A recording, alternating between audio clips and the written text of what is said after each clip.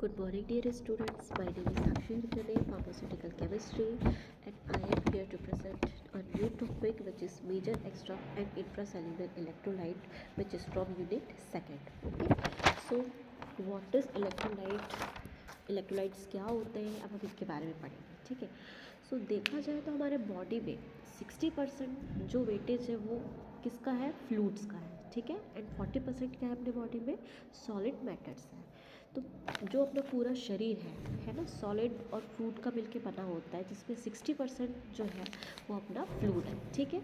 और वही फ्लूइड क्या होते हैं, या तो वो एक्स्ट्रा सेलुलर इलेक्ट्रोलाइट होते हैं या तो वो इंट्रा सेलुलर इलेक्ट्रोलाइट होते हैं. ठीक है.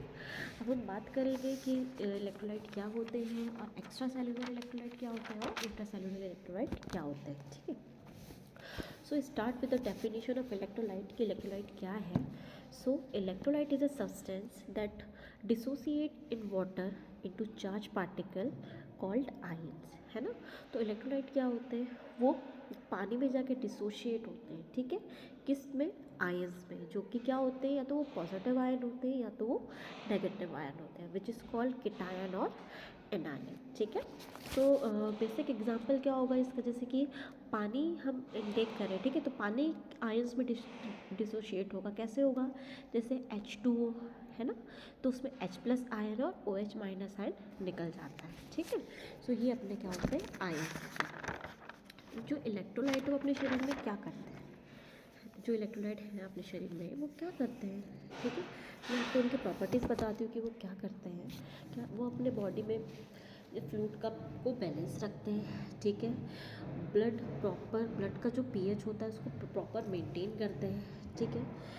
सिग्नल को नर्व से मसल तक पहुंचाते हैं. ठीक है. और मसल्स का प्रॉपर फंक्शनिंग करते हैं. ठीक है. ये सब सारी प्रॉपर्टीज़ किसकी होगी, हमारे इलेक्ट्रोलाइट की. ठीक है. तब हम बात करेंगे function of major physiological ions. ठीक है. सो जो मेजर आयंस प्रेजेंट है इलेक्ट्रोलाइट्स जिसे हम बोलते हैं, वो क्या क्या है अपने पास में. पहला क्या है, calcium, sodium, potassium, magnesium. This all are cations. ठीक है. जिसके पास पॉजिटिव चार्ज होते हैं.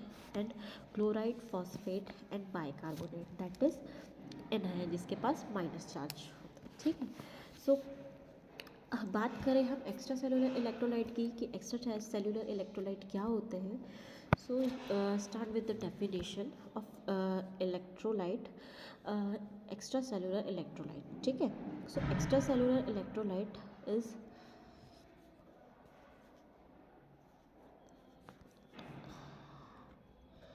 extracellular electrolyte is ions present outside the cells, mainly in blood plasma, interstitial fluid और lymph. अब एक्स्ट्रा सेलुलर इलेक्ट्रोलाइट क्या होते हैं, जो कि हमारे सेल के बाहर प्रेजेंट होते हैं. ठीक है. सेल के बाहर वाला जितना भी फ्लूइड होगा वो अपने क्या होगा, एक्स्ट्रा सेलुलर इलेक्ट्रोलाइट. जिस पे क्या क्या आ जाएगा, बॉडी, जैसे बॉडी में जो हमारा ब्लड प्लाज्मा होगा, है ना, जो ब्लड होता है वो भी फ्लूइड ही है, वो भी आ जाएगा. जैसे इंटरस्टिशियल फ्लूइड है ना, जो अपने सेल के अंदर प्रेजेंट होता है, बट सेल के अंदर तो प्रेजेंट होता है बट न्यूक्लियस के बाहर होता है. ठीक है. उसको हम क्या कहते हैं, इंटरस्टिशियल फ्लूइड. और तीसरा क्या होगा, लिम्फ. ठीक है. ये हमारे क्या हो गया, एक्स्ट्रा सेलुलर इलेक्ट्रोलाइट. ठीक है. तो एक्स्ट्रा सेलुलर इलेक्ट्रोलाइट क्या क्या है. ठीक है. तो मैं आपको एग्जांपल के लिए बताती हूँ कि पहला अपना जो कंपाउंड है, जो एक्स्ट्रा सेलुलर इलेक्ट्रोलाइट है, वो है पहला सोडियम. ठीक है. सोडियम क्या है अपना, मेन ECF केटायन, मतलब मेन एक्स्ट्रा सेलुलर फ्लूइड. ठीक है. वो क्या करेगा, वो वाटर को बैलेंस करता है अपने शरीर में. ठीक है. दूसरा क्या है अपना, दूसरा है क्लोराइड, जो अपना मेन ECF एनायन है. ठीक है. मेन ECF एनायन मतलब एक्स्ट्रा सेलुलर फ्लूइड. ठीक है. तीसरा क्या है अपना, बाइकार्बोनेट. ठीक है. बाइकार्बोनेट क्या करता है, वो एसिड बेस बैलेंस को मेंटेन करता है. ठीक है. चौथा क्या है, चौथा है कैल्शियम, जो कि क्या करता है, ब्लड क्लॉट होने से रोकता है, बस मसल्स कॉन्ट्रैक्शन, ठीक है, में हेल्प करता है. अब लास्ट क्या है, मैग्नीशियम, जो कि एंजाइम एक्टिवेशन में हेल्प करता है और नर्व फंक्शन करता है. ठीक है. तो एक्स्ट्रा सेलुलर इलेक्ट्रोलाइट का जो मेन फंक्शन है वो क्या है, मेंटेन ऑस्मोटिक प्रेशर को मेंटेन करता है, ठीक है। ब्लड वॉल्यूम और ब्लड प्रेशर को रेगुलेट करता है, एसिड बेस बैलेंस में हेल्प करता है, ठीक है। ये सारे फंक्शन किसके होगा, एक्स्ट्रा सेलुलर के, ठीक है। तो एक्स्ट्रा सेलुलर में कुछ डिसऑर्डर भी होंगे, ठीक है, जैसे कुछ आयंस की कमी होने की वजह से जो डिसऑर्डर होते हैं वो भी होते हैं, है ना।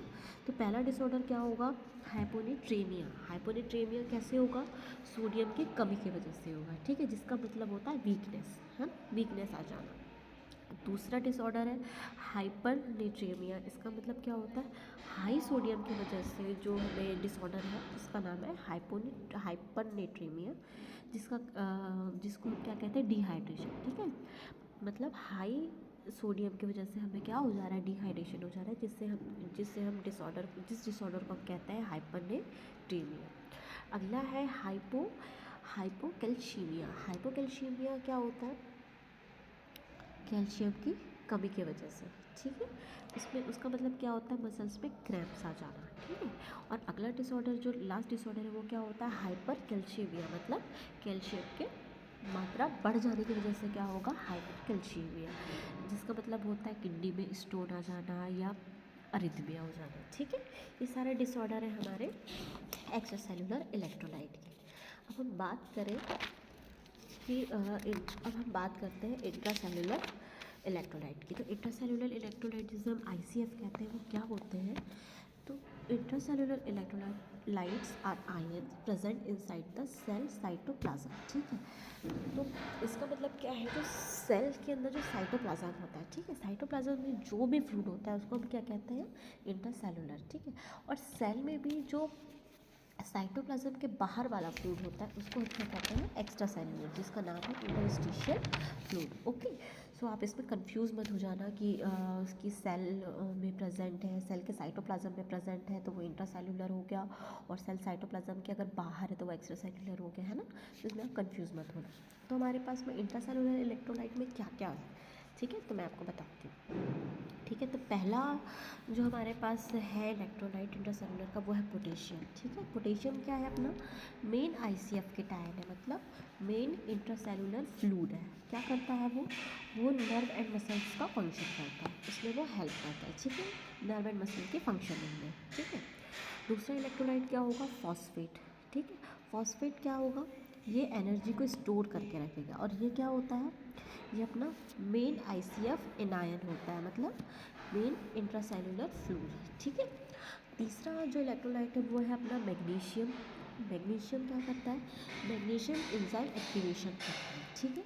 और अगर लास्ट है अपना प्रोटीन क्या कर रहा है, प्रोटीन ऑस्मोटिक बैलेंस को मेंटेन कर रहा है, प्लस वो बफरिंग कर रहा है, ठीक है। तो ये सारी चीज़ें क्या हो गई, इंट्रासेलुलर इलेक्ट्रोलाइट, ठीक है। सो अब इंट्रासेलुलर जो इसके इलेक्ट्रोलाइट है वो क्या फंक्शनिंग करते हैं हमारे बॉडी में, तो पहला फंक्शन उनका क्या है, ठीक है, मेंटेन सेलुलर ऑस्मोटिक प्रेशर, ठीक है, वो सेलुलर ऑस्मोटिक प्रेशर को मेंटेन करते हैं, ठीक है। एंजाइम एक्टिवेशन में हेल्प करते हैं, प्लस वो नर्व इम्पल्स ट्रांसमिशन को रेगुलेट करते हैं, और वो एसिड बेस बैलेंस करते हैं, मतलब सेल के अंदर एसिड बेस बैलेंस को मेंटेन करते हैं, ठीक है। सो ये था proper function of intracellular electrolyte, ठीक है। अब इसके भी कुछ डिसऑर्डर होंगे, जैसे कि हमने एक्स्ट्रा सेलुलर में डिसऑर्डर पढ़े थे इलेक्ट्रोलाइट की कमी की वजह से और इलेक्ट्रोलाइट की मात्रा ज़्यादा होने की वजह से, ठीक है। तो ये इसमें क्या होगा, इनके जो फंक्शन है, सो तो पहला फंक्शन के बाद जो डिसऑर्डर होगा वो क्या होगा, पहला डिसऑर्डर है हाइपोकैलेमिया मतलब पोटेशियम का लो होने की वजह से जो डिसऑर्डर हो रहा है उसको हम क्या कह रहे हैं, हाइपोकैलेमिया, जिसका मतलब होता है मसल्स का वीक हो जाना, ठीक है। दूसरा डिसऑर्डर है हाइपरकैलेमिया। अब हाइपरकैलेमिया किसकी वजह से होगा, पोटेशियम के बढ़ने की वजह से होगा, जिसकी वजह से क्या हो जाएगा, कार्डियक अरेस्ट का रिस्क हो सकता है, ठीक है। तो ये सारी चीज़ें थी इंट्रासेलुलर के बारे में जो कि मैंने आपको बताया, ठीक है। अब अब इन दोनों के हम डिफरेंसेस देखते हैं कि दोनों में क्या क्या डिफरेंसेस हैं, मतलब एक्स्ट्रा सेलुलर में क्या डिफरेंस है और इंट्रासेलुलर में क्या डिफरेंस है, ठीक है।